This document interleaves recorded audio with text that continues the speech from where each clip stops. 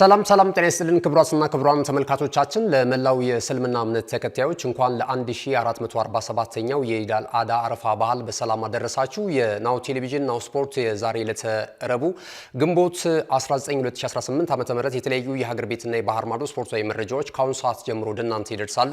እስከ መረጃዎቻችን ፍጻሜ ድረስ አብራችሁ እንድትቆዩ የምንጋብዛችሁ የመረጃዎቹ አዘጋጅና አቅራቢ ገዛኸኝ ዱላ፣ የካሜራ ባለሙያችን ቢቂላ ተስፋዬ ከኛ ጋር ቆይታ ያደርጋል። አብራችሁኑ ነው።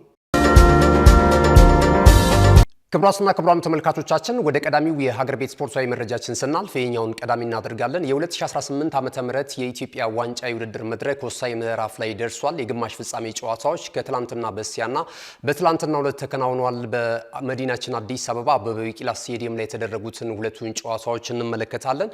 በመጨረሻም እንግዲህ ለፍጻሜ የቀረቡ ሁለት ክለቦች ተለይቷል። አስቀድሞ በዚሁ በትግራይ ደርቢ የነበረው የወልዋሎ ዓዲግራት ዩኒቨርሲቲ እና የመቀሌ አንደርሳ ጨዋታ በወልዋሎ ዓዲግራት ዩኒቨርሲቲ በመለያ ምት 7-6 አሸናፊነት መጠናቀቁ የሚታወስ ነው። ይህንንም ተከትሎ ወልዋሎ ዓዲግራት ዩኒቨርሲቲ የዋንጫው ተፋላሚ መሆኑን አስቀድሞ ማረጋገጡ የሚታወስ ነው። ትላንት ደግሞ የተደረገው የሲዳማ ቡናና የኢትዮጵያ መድን ጨዋታ በሲዳማ ቡና አሸናፊነት በመለያ ምት እንደዚሁ ተጠናቋል ማለት ነው። ሁለቱም የግማሽ ፍጻሜ ጨዋታዎች በመለያ ምት ነው የተጠናቀቁት። ትላንት ግን ሙሉ 90 ደቂቃው 0-0 አልተጠናቀቀም። ሁለታቻ በሆነ ውጤት ነበር ያበቃው። በጨዋታው የኢትዮጵያ መድንም እንደዚሁም ሲዳማ ቡና የነበራቸው እንቅስቃሴ ጥሩ ነበረ፣ ወደ መለያ ምት አምርቷል። በአንጻራዊነት በርከት ያሉ ደጋፊዎች በአበበ ቢቂላ ስቴዲየም ተገኝተው ይህንን የግማሽ ፍጻሜ ወሳኝ ጨዋታም እንደዚሁ ተከታትለዋል ማለት ነው። ሲዳማ ቡና እግር ኳስ ክለብ በተከታታይ 2 ዓመታት ለኢትዮጵያ ዋንጫ ፍጻሜ በመቅረብ እንደዚሁ ታሪክ መስራት ችሏል ማለት ነው። በዘንድሮ ዓመት የውድድር መድረክ ላይ እየተመለከተን እንዳለ ነው እንግዲህ የአሰልጣኝ ያሬድ ገመቹ ቡድን በጣም ግሩም እንቅስቃሴና ግሩም ጉዞ በማድረግ ላይ ነው የሚገኘው። የሊጉን የደረጃ ሰንጠረዥ በቀዳሚነት እየመራ ይገኛል። ከዛም ባለፈ የሁለትዮሽ ዋንጫ ክብር ለማግኘት ደግሞ አሁን የኢትዮጵያ ዋንጫ ላይ ለዋንጫው ሽሚያ ማለፉን አረጋግጧል ማለት ነው። ትላንት በጨዋታው ሂደት ላይ የነበሩ አንዳንድ እንቅስቃሴዎች የእግር ኳስ ቤተሰቡን ቀልብ የሳቡ ነበሩ። በመጀመሪያው ግማሽ 45 ላይ በአሰልጣኝ ገብረመድህን ኃይሌ የሚመራው ኢትዮጵያ መድን 33ኛው ደቂቃ ላይ ያሬድ ካሳይን ከሜዳ አስወጥቶ እንደዚሁ ረመዳን ኢየሱፍን ወደ ሜዳ አስገብቶ ነበርና በዛ እንቅስቃሴ ላይ በተለይ ያሬድ ካሳይ ተቀይሮ በሚወጣበት ሰዓት ላይ በቂ መጫወቻ ዕድል አልተሰጠኝም በሚል ይሁን በቂ ደቂቃ መጫወት ነበረብኝ ከዛም በላይ በሚል እሳቤ ይመስላልና ተጫዋቹን ጨብጦ ከወጣ በኋላ ማሊያውን አውልቆ ጥሎታልና ይሄ ለእግር ኳስ ቤተሰቡ አስተማሪ አይደለም። በተለይ ደግሞ በብሔራዊ ስቴሽን በቀጥታ ስርጭት የሚተላለፍ ጨዋታ ነው። ከዛም ባለፈ አንድ ስፖርተኛ ማሟላት ያለበት ዲሲፕሊን ነው። እግር ኳስን የትኛውም መንደር ላይ እንመለከታለን። እዚህ በመዲናችን አዲስ አበባም በተለያዩ የክልል ከተማ ላይም እግር ኳስን የሚጫወቱ ብዙ ኢትዮጵያን አሉ። ነገር ግን ይህንን እድል ያላገኙ አሉና አንደኛው ግን በእግር ኳስ አካሄድ ላይ ወይ በማንኛውም ስፖርት ላይ ውጤታማ ሊያደርገን የሚችለው ዲሲፕሊን ነውና እንግዲህ በኢትዮጵያ ፕሪሚየር ሊግ ደረጃ የሚጫወቱ ተጫዋቾች ተቀይረው ሲወጡ ስሜታቸው እንዴት ነው መቆጣጠር ያለባቸው? ወደፊት ህልም የላቸውም ወይ የሚያስብል አይነት ሪያክሽን ነው የተመለከትነው እዚህ ተጫዋች ላይ ያሬድ ካሳይ የተባለው ተጫዋች ላይ ማለት ነውና ብዙ የእግር ኳሱ ቤተሰቦች ሲያወግዙት ነበረ የአሰልጣኙን ውሳኔ ባለማክበሩ ማለት ነውና በእንግሊዝ ፕሪሚየር ሊግ በሌሎችም የአውሮፓ ታላላቅ ሊጎች ላይ እንመለከታለን። ትልልቆቹ ተጫዋቾች 2 ደቂቃ ሲቀር ተቀይረው ሊገቡ ይችላሉ። የአሰልጣኙ ውሳኔ ነው። አሰልጣኝ መከበር መቻል አለበትና ይህንን አይነት አካሄድ ነው ወደ ብሔራዊ ቡድንም እየመጣ ጥሩ በዲሲፕሊን የታነጸ ተጫዋች ለባንዲራው ለህዝቡ ፍቅር ያለው ተጫዋች የማንመለከተው ማለት ነውና በጣም አሳፋሪ ተግባር ነው የፈጸመው ይህ ተጫዋች። በተደጋጋሚ እንደዚህ አይነት ነገሮች እንመለከታለን። አሰልጣኞች ቀይረው ካስወጧቸው በኋላ ከቡድን አባላቶች ጋር መደባደብ። ያሬድ ካሳይ የተባለው ተጫዋች እንግዲህ ከወጣ በኋላ ማሊያውን አውጥቶ መጣል ብቻ አይደለም ከቡድን መሪው የቀድሞ የኢትዮጵያ ብሔራዊ ቡድን ተጫዋች መስፍን አህመድ ጋር ራሱ የነበረው ግብግብና ለመደባደብ የነበረው እንቅስቃሴ የብዙዎችን ትኩረት የሳበና በጣም የስፖርት ቤተሰቡን ያሳፈረ ጉዳይ እንደነበረ ተመልክተናልና ይሄ መታረም አለበት። ከሰሞኑ እንግዲህ አርሰናል የሊጉን የዋንጫ ክብር ማሳካቱን ተከትሎ ብዙ የእግር ኳሱ ቤተሰቦች ከሀገር ቤት እስከ ባህር ማዶ ድረስ ደስታቸውን እየገለጹ ነው የሚገኙት። አንዳንድ ሰዎች ይህንን የደስታቸውን አገላለጽ ሲተቹ ተመልክተናል። ወደፊትም ማንቸስተር ዩናይትድ የዛሬ ዓመት የሊጉን የዋንጫ ክብር ሊያነሳ ይችላል። ቼልሲ፣ ሊቨርፑል ሊያነሱ ይችላሉ። በኢትዮጵያ የሚገኙ የተለያዩ ደጋፊዎች ደስታቸውን ከዚህም በላይም ሊገልጹ ይችላሉ እና ለአውሮፓ ኳስ ለፈረንጆች ኳስ እንዴት ይህንን ያህል መስዋዕትነት ይህንን ያህል የደስታ አገላለጽ ይገባዋል የሚል ትችቶች እንሰማለን።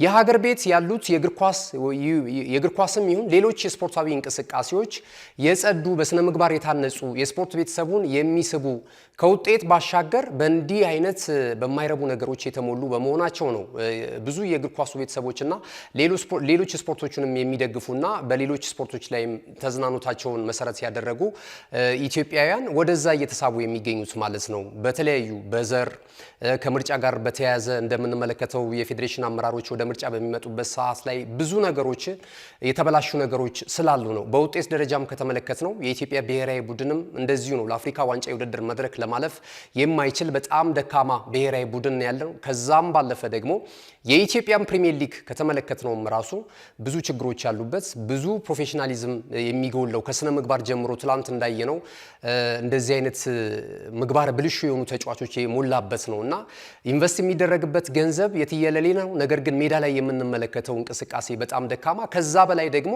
እንደዚህ በዲሲፕሊን ያልታነጹ ሾልኮ የገቡ ስፖርተኛ መሆን የማይገባቸው ጨርሶ እንደዚህ አይነት ተጫዋቾችን እንመለከታለን። የስፖርት ቤተሰቡን የማያከብሩ፣ የአሰልጣኝ ስታፍ አባላትን የማያከብሩ፣ ደጋፊን የማያከብሩ ስፖርተኞች የሞሉበት ነው የኢትዮጵያ እግር ኳስ ላይ ቢፈተሽ ማለት ነውና ከቡድን መሪዎች ጋር የሚደባደቡ ከአሰልጣኝ ጋር ለምን አታጫውተኝም ይሄንን ደቂቃ ብለው ለአሰልጣኝ መመሪያ ለመስጠት የሚፈልጉ የእግር ኳስ ቤተሰቡን የሚንቁ የሞላበት የኢትዮጵያ ፕሪሚየር ሊግ ላይ ምን ሲሆን ነው የሀገር ቤት ስፖርትን በእንደዚህ አይነት ውጥንቅጥ ውስጥ መከታተል የሚገደደው? የስፖርት ቤተሰቡ ጣጣውን የጨረሰ ለፕሮፌሽናል ለማሊያቸው ክብር የሚዋደቁ ፈረንጆችን ማየት አይሻልም ወይ ብዬ አስባለሁ። ልክ ነው ብዬ ባላስብም ያሉት ጉዳዮች ግን የስፖርት ቤተሰቡን እያራቁ ስላሉ በቂ ምክንያቶች ናቸው። ትላንትና በአበበ ቢቂላ ስቴዲየም የተከሰተው ይሄ ነውና ይህንን ተጫዋች አነሳን እንጂ በርካቶች ብዙ ጋጦጥ ተጫዋቾች በኢትዮጵያ ፕሪሚየር ሊግ ላይ እንመለከታለን። ለሚከፈላቸው ክፍያ አንድ ዶክተር 7 ዓመት 8 ዓመት ብዙ ነገር ፈጅቶ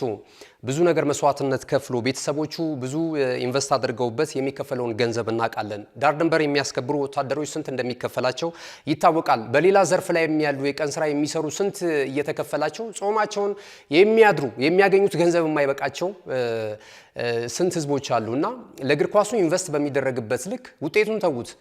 ስርዓት እንዴት መጠበቅ ያቅታችኋል? ስርዓትን ጠብቆ እግር ኳስ የሚጠይቀውን ዲሲፕሊን እንዴት ማሟላት ያቅታችኋል? የስፖርት ቤተሰቡን ካልናቃችሁ በስተቀር የስፖርት ቤተሰቡ ነው የሚከፍላችሁ። መንግስት ከየትም አምጥቶ አይደለም፣ ከግብር የሰበሰበውን ገንዘብ ነው በከተማ አስተዳደሮች በኩል ለእናንተ የሚከፍላችሁና ለስፖርት ቤተሰቡ ክብር ቢኖራችሁ የተሻለ ነው። ሰው ወደ ሀገር ቤት ስፖርት እንዲመጣ ከተፈለገ እንደዚህ አይነት ስነ ስርዓት ያላቸው ለማሊያ ታማኝ የመጨረሻ ጨዋታቸውን እንኳን በክብር የሚጨርሱ መውረዳቸውን ካረጋገጡ በኋላ ለሻምፒዮናነት የሚጫወተውን ክለብ ዋንጫ ለማስጣል እስከ 90 ደቂቃ ድረስ የሚፋለሙ ታማኝ የእግር ኳስ ለፕሮፌሽኑም ታማኝ ናቸው፣ ለስፖርት ቤተሰቡም ታማኝ ናቸው፣ ለደጋፊውም ታማኝ ናቸውና ይህንን አይነት ነገር ከነጮች ከሌላው ዓለም መማር አለባችሁ ኢትዮጵያን እግር ኳሰኞች። ሁሉንም ለማለት አይደለም፣ አንዳንድ ስራቸውን አክብረው በትክክል የሚሰሩ ስፖርተኞች እንዳሉ ሁሉ ትላንት ደግሞ እንደተመለከትነው እንደነ ያሬድ ካሳይ ከዛ ቀደም በኢትዮጵያ ብሔራዊ ቡድን እንደዚሁ ሁኔታ ላይ አንዳንድ ተጫዋቾች ግጭት ሲያስነሱ ተመልክተናልና እዚህ መንደር ላይ የጀመራችሁት ነገር እዛ ዓለም አቀፍ ደረጃ ድረስ ተከትሏችሁ ስለሚሄድ ከወዲሁ ስርዓት ማበጀት ያለባችሁ ይመስለናል። ይህ የናሁ ስፖርት መልእክት ነው የዛሬ ማለት ነውና በፍጻሜው ዕለት እንግዲህ 4-3 በሆነ ውጤት ሲዳማ ቡና እግር ኳስ ክለብ ኢትዮጵያ መድንን በማሸነፍ ወደ ፍጻሜው ማለፍ ችሏል። እንደዚሁም ደግሞ ከትላንት በስቲያ ደግሞ ወልዋሎ ዓዲግራት ዩኒቨርሲቲ መቀሌ 71 7-6 በሆነ ውጤት አሸንፏል። ስለዚህ ለዋንጫ ክብሩ የሚዋደቁ ይሆናል። ሲዳማ ቡና አምና ከተጫዋቾች ተገቢነት ጋር ያጣውን የዋንጫ ክብር ዘንድሮ የኢትዮጵያ ፕሪሚየር ሊግንም ጭምር በማንሳት የሁለትዮሽ ዋንጫ ክብር ለመሆን እንግዲህ ትልቅ እድል አለው። በስተመጨረሻ ግን የእግር ኳስ ነገር አይታወቅም። በሊጉ ወደ 5 መርሃ ግብሮች ይቀራሉ። በዚህኛው የኢትዮጵያ ዋንጫ የውድድር መድረክ ግን ለፍጻሜ ደርሷል ማለት ነውና ቀጣይ የፍጻሜውን ጨዋታ የምንከታተል ነው የሚሆነው። በዚህ የኢትዮጵያ ዋንጫ የ2018 ዓ.ም የውድድር ዘመን ላይ ሻምፒዮና የሚሆነው ክለብ ኢትዮጵያን በመወከል በቀጣይ በካፍ ቻምፒየንስ ሊግ በካፍ ኮንፌዴሬሽን ካፕ የውድድር መድረክ ላይ የሚሳተፍ ነው የሚሆነው ማለት ነው። የሀገር ቤት ስፖርታዊ መረጃችንን እዚህ ላይ ገታ እናደርጋለን። ክቡራትና ክቡራን ተመልካቾቻችን ጠቃሚ መልእክቶች አሉ። እነሱን ተከታትለን ስንመለስ በቀጥታ ወደ ባህር ማዶ ስፖርታዊ ጉዳዮቻችን የምናቀና ይሆናል። አሁንም ቆይታችሁን ከኛ ጋር አድርጉ። ካሽጎ በየትኛውም ዓለም ሆነው በማንኛውም ሰዓት ለወገኑ የሚደርሱበት ፈጣን የገንዘብ መላኪያ ተከፈተሎ። ማስተርና ቪዛ ካርዶን በመጠቀም ከ5 እስከ $20,000 የሚልኩበት አዲስ የገንዘብ መላኪያ መንገድ። ካሽጎን ለየት የሚያደርገው የትኛውም የገንዘብ ዝውውር በፍጥነት አገልግሎት ከመስጠቱም ባሻገር ለማንኛውም አገልግሎት ምንም አይነት ክፍያ አለመጠየቁ ነው። በሀገራችን ታሪክ ገንዘብን ከውጪ ወደ ሀገር ቤት በማስተላለፍ በመተግበሪያ መልክ አገልግሎት መስጠት የጀመረው የመጀመሪያው ሀገር በቀል የገንዘብ መላኪያ ዘዴ ካሽጎ ከ4500 በላይ ባሉ የባንክ ቅርንጫፎች አገልግሎት እየሰጠ ይገኛል። ገንዘቦን በሰኮንዶች ልዩነት ውስጥ ይፈልጉ በአካውንቶ ወይንም በእጆ ቆጥረው የሚወስዱበት ልዩ ዘዴ። በቅርቡ ሁሉንም ኢትዮጵያዊ ባለቤት ለማድረግ ጉዞ የጀመረው ካሽጎ ዛሬውኑ መተግበሪያውን በስልኮ ላይ በመጫን የአገልግሎቱ ተጠቃሚ ሆኑ። ፍጥነት መለያችን፣ ኢትዮጵያን መክፈቻችን፣ ካሽጎ ነው መላኪያችን። ካሽጎ የአዲሱ ትውልድ ብራንድ። ተመልሰናል። ክቡራትና ክቡራን ተመልካቾቻችን ይህ ናሁ ቴሌቪዥን ነው። ናሁ ስፖርት በመከታተል ላይ ትገኛላችሁ። አብራችሁን ስላላችሁ እጅግ በጣም እናመሰግናለን። ከመልእክቶች አስቀድመን የሀገር ቤት ስፖርታዊ መረጃዎችን ወደ እናንተ አደረሰናል። ከዚህ ሰዓት ጀምረን ደግሞ ከባህር ማዶ የተገኙ ስፖርታዊ መረጃዎች ወደ እናንተ እየደረሱ ቆይታ የሚያደርጉ ይሆናል። የኮንፈረንስ ሊግ የውድድር መድረክ ዛሬ ፍጻሜውን ያገኛል። በሬድ ቡል አሬና ስቴዲየም የሚደረገው የፍጻሜ ጨዋታ የእንግሊዙን ክለብ ክሪስታል ፓላስን ከስፔኑ ክለብ ራዮ ቫልካኖ ጋር የሚያገናኝ ነው የሚሆነው። እንግዲህ የአውሮፓ ሶስቱም የውድድር መድረኮች ፍጻሜያቸውን ሊያገኙ ተቃርበዋል ማለት ነው። የቻምፒየንስ ሊግ እና ዛሬ ምሽት የሚደረገው የኮንፈረንስ ሊግ የውድድር መድረክ ብቻ ናቸው የሚቀሩት ማለት ነው። ከዚህ ቀደም የኢሮፓ ሊግ የፍጻሜ ጨዋታ ተደርጎ በፍሬቡርግ እና በአስተን ቪላ መካከል ተከናውኖ እንደምናስታውሰው አስተን ቪላ የመድረኩን የዋንጫ ክብር ማሳካቱ ይታወሳል ማለት ነው። ዛሬ ምሽት ደግሞ እንደዚሁ በኢትዮጵያ ሰዓት አቆጣጠር ምሽት 4 ሰዓት ላይ ሲል ቀደም ሲል የገለጽኳቸው የራዮ ቫልካኖ እና የክሪስታል ፓላስ የፍጻሜ ጨዋታ ይጠበቃል ማለት ነው። ክሪስታል ፓላስ በእንግሊዝ ፕሪሚየር ሊግ በዘንድሮ ዓመት ያናህል ውጤታማ ነበረ ለማለት አይቻልም። በመጨረሻው ጨዋታም እንደተመለከት ነው ከሻምፒዮናው ክለብ ክሪስታል ከአርሰናል ጋር ያደረገው ጨዋታ 2-1 በሆነ ውጤት መሸነፉ የሚታወስ ነውና አሁን እንግዲህ አሰልጣኝ ኦሊቨር ግላንስለር ከመጡ በኋላ እንግዲህ የኤፍኤ ካፕ የውድድር መድረክን የዋንጫ ክብር በማሳካታቸው ነው 2025 ላይ ወደዚህ የኮንፈረንስ ሊግ የውድድር መድረክ በአቋራጭ መምጣት የቻሉት ማለት ነው። እስከ ፍጻሜው ድረስ መጓዝ ችሏል። ዛሬ ክሪስታል ፓላስ የተሻለ እድል ተሰጥቶታል። በአውሮፓ መድረክ የመጀመሪያው ተሳትፎ ነው የሚሆነው ይሄ ወይም ደግሞ የኮንፈረንስ ሊግ ጨዋታ ማለት ነው። ራዮ ቫልካኖ ከዚህ ቀደም አንድ ጊዜ በአውሮፓ ካፕ ላይ እንደዚሁ ተሳትፎ ነበረ። እስከ ሩብ ፍጻሜ ድረስ መጓዝ ችሏል ማለት ነው። 2001 የውድድር ዓመት ላይ ራዮ ቫልካኖ እስከ ሩብ ፍጻሜ ድረስ የተጓዘበትን ውጤት ማንሳት እንችላለን። ይሄኛው ሁለተኛው የአውሮፓ ተሳትፎ ሆኗል ማለት ነው። በቀጣይ እንግዲህ ዛሬ ምሽት በሚደረገው የፍጻሜ ጨዋታ ላይ ማን ሊያሸንፍ ይችላል የሚለው ነገር የሚጠበቅ ነው ማለት ነው። ኮንፈረንስ ሊግን ካነሳን እንግዲህ በቅርብ በተለይ ደግሞ የአውሮፓ ቻምፒየንስ ሊግ የኢሮፓ ሊግ የውድድር መድረክን ማሳካት ያልቻሉ ክለቦች ከዛ በታች ያሉ ክለቦች የውድድር እድል እንዲያገኙ የአውሮፓ የውድድር መድረክ እድል እንዲያገኙ ታስቦ ነው የአውሮፓ እግር ኳስ ማህበር ይሄንን የውድድር መድረክ ያመጣው ማለት ነው። 2021-22 የውድድር ዘመን ላይ ነው ይህ ውድድር የተጀመረው ማለት ነው። አሁን እንግዲህ ወደ አምስተኛውን የዋንጫ ባለክብር ክለብ ለመለየት ነው ዛሬ ምሽት የሚደረገው ጨዋታ ማለት ነው። ከዚህ ቀደም የጣሊያኑ ክለብ ኤስ ሮማ እንደዚሁ የእንግሊዙ ክለብ ዌስትሃም ዩናይትድ የግሪኩ ክለብ ደግሞ ኦሎምፒያኮስ እና የእንግሊዙ ክለብ ቼልሲ ይህንን የዋንጫ ክብር ማሳካት ችሏል። ቼልሲ አምና በአሰልጣኝ ኤንዞ ማሬስካ እየተመራ የዚህን የመድረክ የዋንጫ ክብር ማሳካቱ የሚታወስ ነው ማለት ነውና ዘንድሮ ደግሞ ሌላኛው የእንግሊዙ ክለብ ክሪስታል ፓላስ ከስፔኑ ክለብ ራዮ ቫልካኖ ጋር የሚያደርጉት ጨዋታ ዛሬ ምሽት 4 ሰዓት ላይ የሚከናወን ይሆናል። የአውሮፓ እግር ኳስ ማህበር በጥቅሉ ለዚህ የውድድር መድረክ ወደ 285 ሚሊዮን ዩሮ መድቧል ማለት ነው። በነፍስ ወከፍ እንግዲህ እንደየድርሻቸውና እንደየአፈጻጸማቸው የሚከፋፈሉ ይሆናል። ተሳታፊ ክለቦች ብቻ ወደ 15 ሚሊዮን ዩሮ እንደሚያገኙ እንደዚሁ የአውሮፓ እግር ኳስ ማህበር ይፋ አድርጓል። ሻምፒዮናውና ሁለተኛ ደረጃ ላይ ሆኖ ደግሞ የሚያጠናቅቀው የበለጠ ዳጎስ ያለ የሽልማት ገንዘብ ማበረታቻ ከአውሮፓ እግር ኳስ ማህበር እንደሚበረከትለት ተነግሯል ማለት ነውና ዛሬ በሬድ ቡል አሬና የሚደረገው የፍጻሜ ጨዋታ በክሪስታል ፓላስ እና እንደዚሁም ደግሞ በራዮ ቫልካኖ መካከል ይከናወናል። ይህንን እንግዲህ ጨዋታ ልትገምቱ ትችላላችሁ። ራዮ ቫልካኖ ከክሪስታል ፓላስ ጋር የሚያደርጉት የዛሬ ምሽቱ የኢሮፓ ኮንፈረንስ ሊግ የውድድር መድረክ የፍጻሜ ጨዋታ በማን አሸናፊነት በማን ሻምፒዮናነት ይጠናቀቃል? ቅድመ ግምታችሁን አድርሱንና የሞባይል ካርድ ሽልማት ከናሁ ስፖርት እንድትወስዱ እንጋብዛችኋለን። ወደ ሌሎች አጫጭር ስፖርታዊ መረጃዎቻችን በቀጥታ የምናቀና ነው የሚሆነው። የ25-26 የእንግሊዝ ፕሪሚየር ሊግ የተወዳጁን የሊግ ሻምፒዮና መሆኑ ያጠናቀቀው እንግዲህ የሰሜን ለንደኑ ክለብ አርሰናል መሆኑ ይታወቃል። እንግዲህ የሽልማቱም ስነ ስርዓት በተለያየ መልኩ እየተጠናቀቀ ነው የሚገኘው። አሰልጣኝ ሚካኤል አርቴታ የመድፈኞቹ አለቃ የ2025-26 የውድድር ዘመን የእንግሊዝ ፕሪሚየር ሊግ የሊጉ ምርጡ አሰልጣኝ በመባል ተመርጧል ማለት ነው።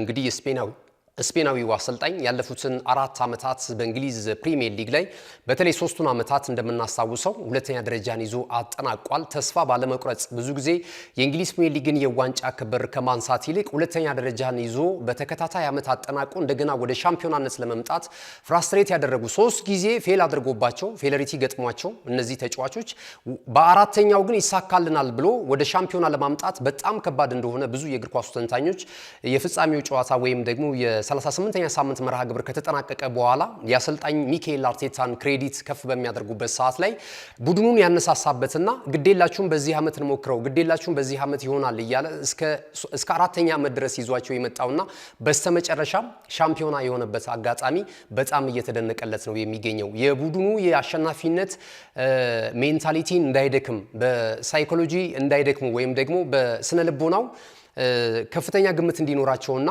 አሁንም ይቻላል ጊዜው አረፈደን በዚህ ዓመት እናሳካዋለን የሚል የአሸናፊነት ስነ ልቦናን እንዲላበሱ ለቡድኑ ውስጥ ያሰረጸው የአሸናፊነት ስሜት በብዛት እንግዲህ እየተነገረለት ነው የሚገኘው ማለት ነውና እንግዲህ ከተከታታይ የዋንጫ ማጣት ሁለተኛ ደረጃን ይዞ ከማጠናቀቅ በዘለለ የሊጉ የዋንጫ ክብርን በስተመጨረሻ ማሳካቱ ለዚህ ክብር እንዳበቃው እየተገለጸ ነው የሚገኘው። ብዙ አሰልጣኞች በእጩነት ቀርበው ነበር። ኬዝ አንድሪው አሰልጣኝ እንደዚሁም ደግሞ ከዛ ባለፈ አንዲ ራዮላ ከበርማውስ፣ ፔፕ ጋርዲዮላ ከማንቸስተር ሲቲ፣ ማይክል ካሪክ ደግሞ ከማንቸስተር ዩናይትድ በእጩነት የቀረቡ አሰልጣኞች ነበሩ። ነገር ግን ስፔናዊው የ44 ዓመቱ ወጣቱ አሰልጣኝ ሚካኤል አርቴታ የአርሰናሎች አለቃ ሆኖ እንግዲህ የ25-26 የእንግሊዝ ፕሪሚየር ሊግ የዋንጫው ባለክብር በመሆኑ ይህንን ሽልማት እንግዲህ ማንሳት ችሏል ማለት ነው። አሰልጣኝ ሚካኤል አርቴታ በዚህ ዓመት 26 ጨዋታዎችን ማሸነፍ ችሏል። 5ቱን ጨዋታ ተሸንፏል። 7ቱን ቀሪ ጨዋታዎች ደግሞ በአቻ ውጤት ማጠናቀቅ ችሏል ማለት ነው።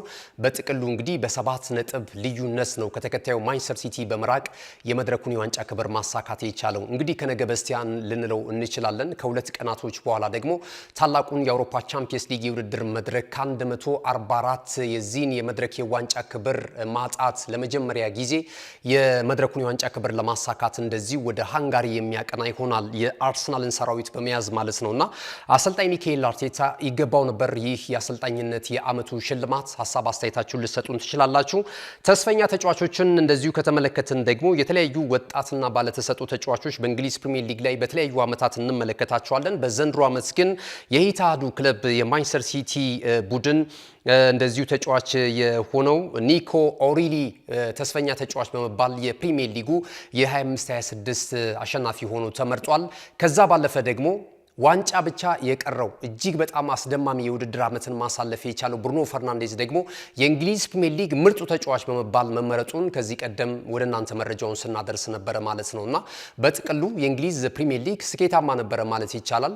እንግዲህ እግር ኳስ ከተባለ ውድድር ከተባለ ብዙ አነጋጋሪ ነገሮች ሁሉንም ሊያስደስት አይችልም። ቀጣዩን ደግሞ ወርሃ ነሐሴ ላይ ደግሞ የሚጀመረውን የእንግሊዝ ፕሪሚየር ሊግ ብዙ የክለቡ ደጋፊዎች የክለብ ደጋፊዎች በናፍቆት ይጠብቁታል ማለት ነው። ለነገሩ እንደ ሃይላይትስ ደግሞ በሌላ የእግር ኳስ መድረክ ተዝናኖታችን እናደርጋለን። ወደ 26ቱ የዓለም እግር ኳስ ዋንጫ የውድድር መድረክም በዚህ ዓመት እንግዲህ ክረምት ላይ ደግሞ ትልቅ ተዝናኖትን ሊያላብሰን የሚችል ትልልቆቹን ተጫዋቾች የምንሸኝበት ነው። እንደነ ሊዮኔል አንድሬስ ሜሲ እንደነ ክሪስቲያኖ ሮናልዶን የመሳሰሉ ተጫዋቾች የውድድር ዓመቱን ወይም ደግሞ የዓለም ዋንጫው የነበራቸው ተሳትፎ የመጨረሻው የውድድር ዓመታቸው ሊሆን ይችላልና ብዙ ክስተቶችን ልንመለከትበት የምንችለው ደግሞ ግዙፉ የእግር ኳስ መድረክ የሆነው የዓለም እግር ኳስ ዋንጫ የውድድር መድረክ እየመጣ ነውና የእንግሊዝ ፕሪሚየር ሊግ ደግሞ በቀናቶች ከዛ ለጥቆ እንደዚሁ ወደ ውድድር ይመለሳል ማለት ነውና እንግዲህ ዓመቱ በአጠቃላይ ይህንን ይመስል ነበረ። ወደ ሌሎች አጫጭር ስፖርታዊ መረጃዎች በቀጥታ ደግሞ እናልፋለን። ዝውውርን በተመለከተ እንግዲህ ነሐሴ 8 ነው የሚጀምረው ተብሏል በፈረንጆቹ አቆጣጠር በኢትዮጵያን አቆጣጠር ማለት ነውና እንግዲህ ከወር በኋላ የዝውውር መረጃ ወይም ደግሞ በርከት ብለው ወደ ተመልካቹ ይደርሳሉ ከዚህ በኋላ ማለት ነው። በሩመር የሚወጡ የተቃረቡ መረጃዎች እየወጡ ነው የሚገኙት።